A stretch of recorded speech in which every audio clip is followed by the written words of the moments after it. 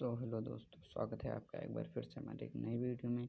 आज हम कक्षा 10 का सिलेबस लेकर के आ चुके हैं प्रश्नावली 6.3 में, जो कि मैथ है। प्रश्नावली 6.3 का आज हम पहला सवाल पूरा करेंगे और इसी में से एक दो मैं आपको होमवर्क भी दूंगा। दोस्तों, पहले हम इसे पढ़ते हैं कि पहला सवाल क्या कह रहा है। पहला क्वेश्चन क्या कह रहा है। पहला क्वेश्चन कह रहा है, बताइए कि आकृति 6.34 में दिए त्रिभुजों के युग्म में से कौन कौन से युग्म समरूप हैं। उस समरूपता कसौटी को लिखिए जिसका प्रयोग आपने उत्तर देने में किया है तथा साथ ही समरूप त्रिभुजों को संकेत रूप में व्यक्त कीजिए। तो दोस्तों, सबसे पहले ये पहला वाला हमें देखना। सबसे पहला सवाल ये है हमारा। तो दोस्तों, यहाँ पर दिखाई दे रहा है कोड ए, कोड बी, कोड सी पहले त्रिभुज में, और दूसरे में कोड बी, कोड पी, कोड क्यू, कोड आर। और हमें पता है कि तीनों कोडों का योग 180 अंश होता है। यहाँ पर दिया गया है कोड ए 60 अंश और कोड पी 60 अंश, वी 80, बी 80 दिया हुआ है और क्यू 80 दिया है, और सी 40 दिया है, आर 40 दिया है। अब यहाँ पर हम लिख सकते हैं कोड ए बराबर कोड पी बराबर 60 अंश। यहाँ पर आप देख सकते हैं कि कोड ए बराबर 60, पी बराबर 60। तो यानी कि हम इसको इस रूप में लिख सकते हैं। और दूसरा कोड बी बराबर कोड क्यू बराबर 80 अंश। फिर हम यहाँ पर और लिख सकते हैं उसके नीचे कोड सी बराबर कोड आर और उसके बराबर 40 अंश। ये 40 लिखा हुआ है। अतः जब तीनों बराबर है, ए पी के बराबर है, ए पी के बराबर है, बी क्यू के बराबर है, सी आर के बराबर है, तो यहाँ पर हम लिख सकते हैं। इसमें ये हम लिख सकते हैं। अब यहाँ पर हम लिखेंगे और अतः एंगल यानी कि कोड की समरूपता से, या समरूपता की जगह पर आप एंगल की प्रमेय से लिख सकते हैं। यहाँ पर कोड ए बी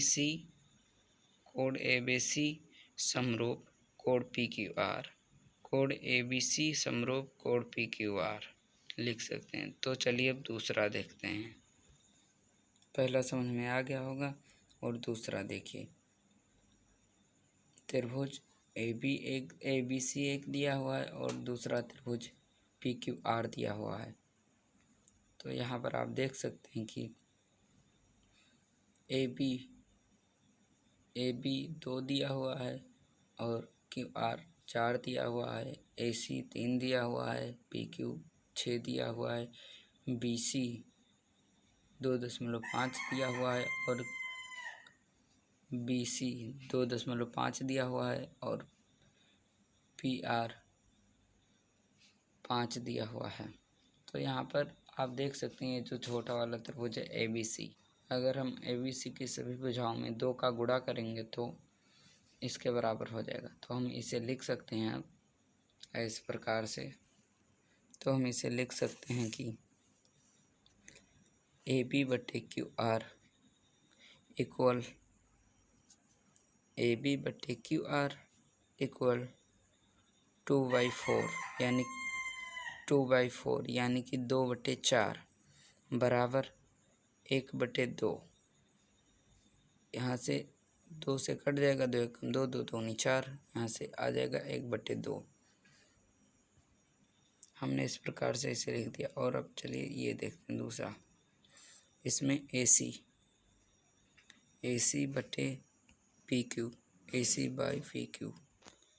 AC इसमें दिया हुआ है 3 और PQ दिया हुआ है इसमें 6। तो यहाँ पर हम AC लिख देंगे। AC को हमने लिख दिया है यहाँ पर 3/6, PQ को लिख दिया है। तो बराबर 3 एकम 3, ये कट जाएगा, 3 दूनी 6 कट जाएगा, तो बराबर 1/2 आ जाएगा। ये हो गया। और इसके आगे जो दिया हुआ है यहाँ, और यहाँ पर जो दिया हुआ है BC बटे PR। यहाँ पर BC क्या दिया हुआ है, BC 2.5, PR 5 दिया हुआ है। एक और यहाँ पर BC की जगह पर BC बराबर दिया हुआ है उसमें 2.5, PR बराबर 5, यानी कि 2.5/5। ये 2.5 कम 2.5 दूना 5, यहाँ पर आ गया 1/2। अर्थात इसे हम इस रूप में लिख सकते हैं कि AB बटे QR इक्वल AC बटे PQ इक्वल BC बटे PR इक्वल 1/2, 1/2।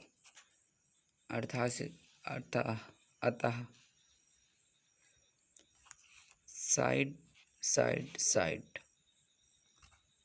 इसमें अतः साइड की समरूपता से भी लिख सकते हैं और साइड प्रमेय से ये भी लिख सकते हैं। साइड का मतलब हो गया कि भुजा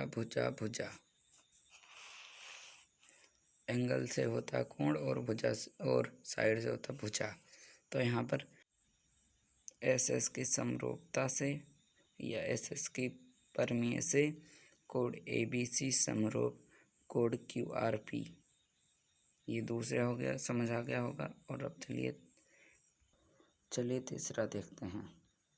यहाँ पर दिया हुआ तीसरा LMP, एक त्रिभुज LMP, दूसरा त्रिभुज DEC, दूसरा त्रिभुज DEC।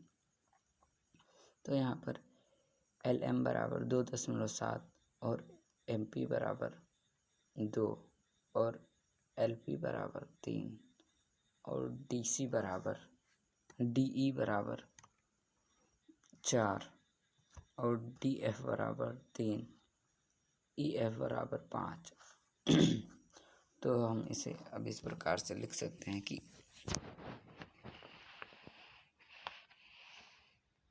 यहाँ पर हम लिख सकते हैं कि तीसरे में LP बटे DF बराबर LP 3 और DF 6, 3 कम 3, 3 दूनी 6, 1/2 आ गया यहाँ पर। और यहाँ पर MP दिया हुआ है MP बटे D और DE, यानी कि MP दिया हुआ 2, DE दिया है 4, 2 कम 2, 2 दूनी 4, 1/2 यहाँ पर आ गया। और यहाँ पर LM दिया हुआ है LM बटे EF, यहाँ पर LM दिया हुआ है 2.7 और EF दिया हुआ है 5। तो यहाँ पर होना था 5.4, अर्थात LP बटे DF इक्वल MP बटे DE नॉट इक्वल LM बटे EF। अतः इसमें समरूपता की किसी कसौटी का प्रयोग नहीं हो रहा है। अतः इसमें समरूपता की कोई कसौटी का प्रयोग नहीं हो रहा है। इसलिए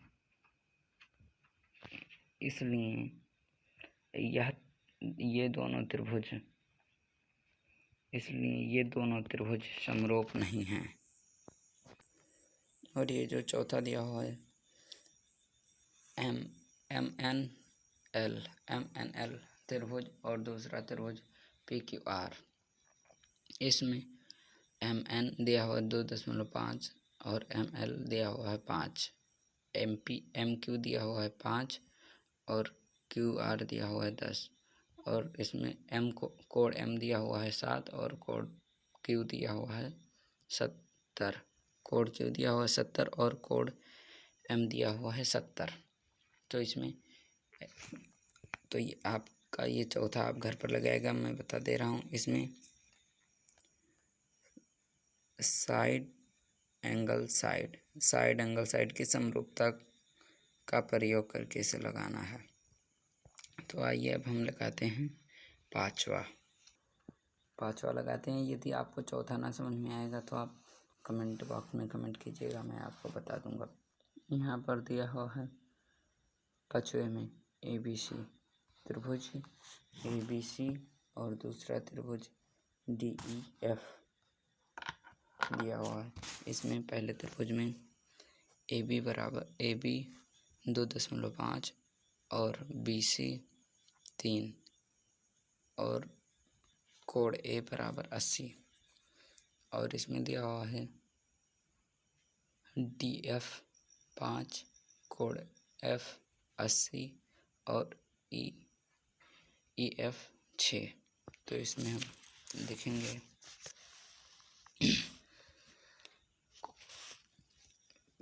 लिखेंगे